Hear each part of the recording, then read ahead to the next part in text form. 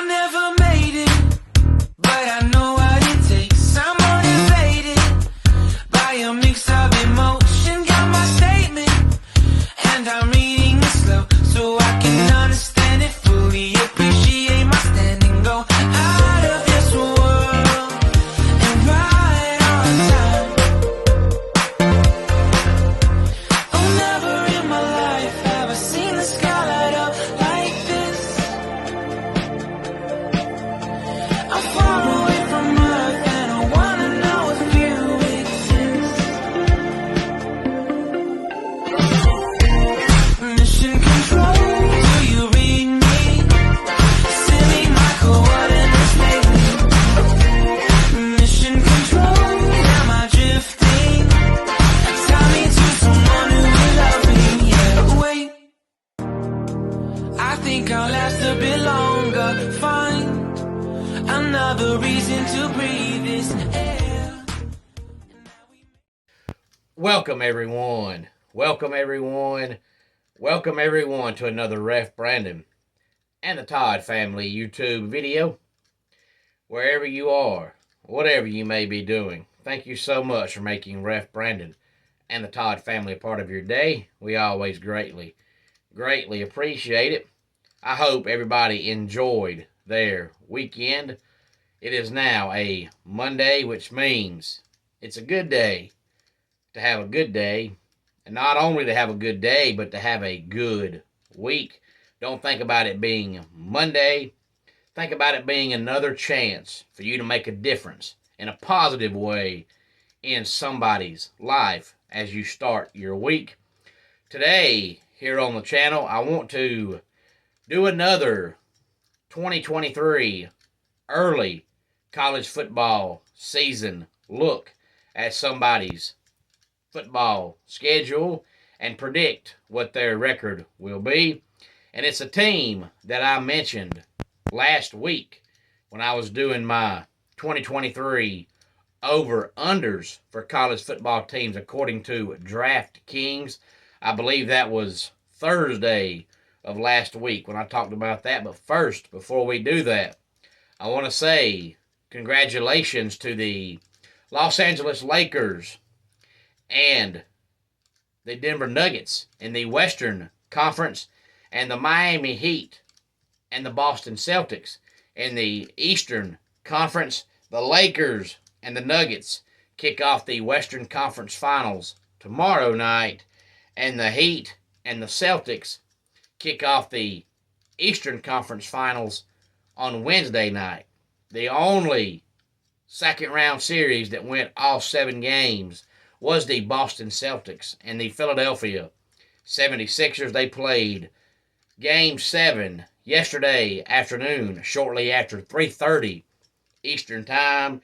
If you look at the final score, it looks like the game wasn't close, but it actually was closer than the score looked. Philadelphia only scored 10 points in the third quarter, and that's why the score was as big as it was as far as the scoring margin. But take out the third quarter, it was an evenly played game, but the 76ers had a terrible third quarter. So get ready for the Western Conference Finals tomorrow night and the Eastern Conference Finals Wednesday night. If I had to make a prediction, I would say the NBA Finals will be the Denver Nuggets and the Boston Celtics. We'll find out whether or not I am correct with that, but that is my prediction, only because Nikola Jokic right now is playing on another level, and as long as he's playing the way he's playing, if the Nuggets get anything from Jamal Murray, they're going to be tough to beat. But on to today's main topic, which is another 2023 early season breakdown of a team's schedule. And I picked the South Carolina Gamecocks. And the reason why I picked them is because in my video last week when I was talking about over-unders according to DraftKings heading into the season, they've got the Gamecocks at 6.5 wins.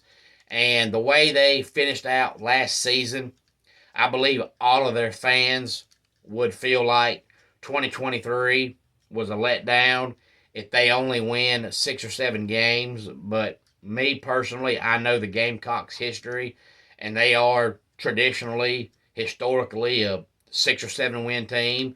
So to me, DraftKings was right on the money. And then when I looked at their schedule, I counted their wins, I counted their losses, and then there was a couple of toss-up games that could go either way. So I am right with DraftKings on predicting the South Carolina 2023 football season. So let's go ahead and break it down. I'll tell you all 12 games first, and then I will give you my prediction for each game. They open up the season against the other Carolina, the Tar Heels of North Carolina, on September the 2nd. And then they play a small school right up the road from Columbia, South Carolina, in Greenville, and that is the Furman Paladins on the 9th of September. Then their first conference game on September the 16th, the Georgia Bulldogs, and then they play another Bulldog team from the SEC, that is the Mississippi State Bulldogs, on the 23rd of September. And then they finish out September on the 30th by playing the Tennessee Volunteers. And then after those 5 games, they kick off the month of October with their bye week in week number 6. Then they come back on October the 14th against the Florida Gators. October 21st, they play the other Columbia team, the team from Columbia, Missouri, the Missouri Tigers. And then they wrap up the month of October on Halloween weekend, October 28th, against the Texas A&M Aggies. Kicking off the month of November, it'll be the Battle of the Gamecocks, as the South Carolina Gamecocks play the Jacksonville State Gamecocks. Then, game number 10, week number 11, they play the Vanderbilt Commodores. And then on the 18th of November, they play the Kentucky Wildcats. And then they wrap up the regular season Thanksgiving weekend on November 25th against the Clemson Tigers, of course. Then when I look over their schedule, I think they lose to North Carolina only because we've got to remember they've got a brand new offensive coordinator. And from my understanding, the offense they're going to run this year is completely different than the offense they ran under Satterfield.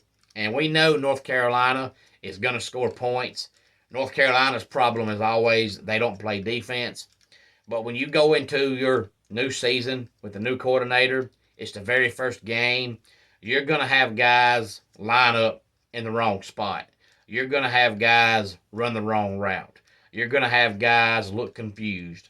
You're going to have linemen get false starts because it's a brand new offense. So because of that, I think South Carolina struggles in their first game against North Carolina, and we know North Carolina will score. And I just don't see South Carolina putting up 40-plus points in their very first game under new coordinator Loggins.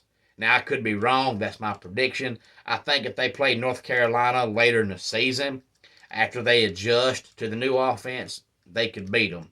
But when you play a team that can score points like North Carolina, and it's your very first game with a new coordinator, I just don't think you're going to outscore North Carolina. So I think they lose that game. Ain't much to say about the Furman game. They'll win that game. Not much to say about the Georgia game. I just don't see any way they beat Georgia. But, of course, they'll capitalize on the Bulldogs the next week. I think they'll beat Mississippi State. Then I think they'll wrap up the month of September by losing to Tennessee. I think they beat Florida. I think they beat Missouri. And, of course, they'll beat Jacksonville State. And I think they'll beat Vanderbilt. And I think they'll lose to Clemson. So far I've got them losing to North Carolina, Georgia, Tennessee, and Clemson. And I've got them beating Furman, Mississippi State, Florida, Missouri, Jacksonville State, and Vanderbilt. So I've got them at 6-4 with 2 swing games, and that is game number 8 against Texas A&M and game number 11 against Kentucky. And I think this is why DraftKings has them at 6.5 wins, because right now I've got them at 6 wins, 4 losses, 2 swing games. They might win both. They might lose both. But I think they'll win one and lose one. So if they beat Texas A&M, they'll lose to Kentucky. If they lose to Texas A&M, they'll beat Kentucky. So I've got them 5-3 in the SEC, 7-5 overall, losing 2 non-conference games to North Carolina and Clemson. So again, I've got the Gamecocks 5-3 in the SEC, 7-5 overall. So I am right there with DraftKings.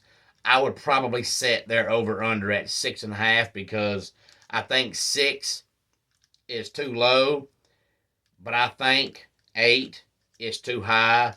I could see them getting to 8, but I don't think they will. But they're about the same team as Texas A&M and Kentucky. Those 3 schools, I say, are going to be neck and neck this year.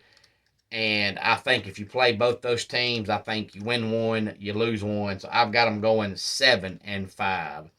Any thoughts on this? Please feel free to let me know. Homes for Our Troops is a publicly funded 501c nonprofit organization that builds and donates specially adapted custom homes nationwide for severely injured post 9/11 veterans.